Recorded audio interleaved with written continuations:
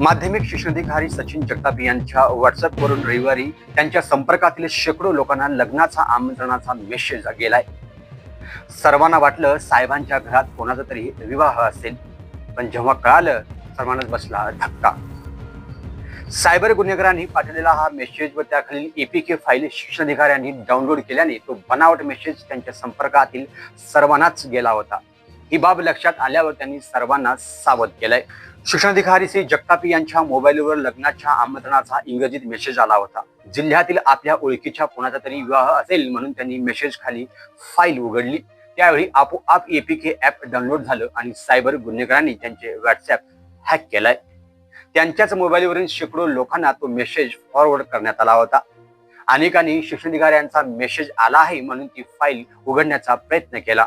कोणीतरी शिक्षणाधिकाऱ्यांना त्या फाईल संदर्भातील माहिती दिली आणि शिक्षणाधिकाऱ्यांनी सोलापूर शहर सायबर पोलिसांशी संपर्क साधला. पोलिसांनी त्यांना नेमके काय करायचे याची माहिती दिली. त्यानंतर त्यांनी ती ॲप डिलीट केलाय आणि स्वतःच्या व्हॉट्सअप स्टेटसवर सर्वांना सावध करणारा मेसेज ठेवला. त्यामुळे अनेकांची फसवणूक टळली आहे. लग्नाच्या आमंत्रणाचा होता मेसेज. तुम्हाला आमच्या लग्नासाठी आमंत्रित करताना आम्हाला खूप आनंद होत आहे. समारंभाच्या संपूर्ण तपशिलासाठी कृपया सोबत जोडलेले आमंत्रण डाउनलोड करा. तुमच्या उपस्थितीने आणि आशीर्वादाने आमचा हा खास दिवस खरोखरच अविस्मरणीय होईल. तुमच्यासोबत हा सुंदर क्षण साजरा करण्यासाठी आम्ही उत्सुक आहोत, असा तो इंग्रजीतून मेसेज होता. त्याखाली एपीके फाईल टाकली गेली होती. या घटनेने सोलापूर जिल्ह्यात खळबळ उडाली आहे.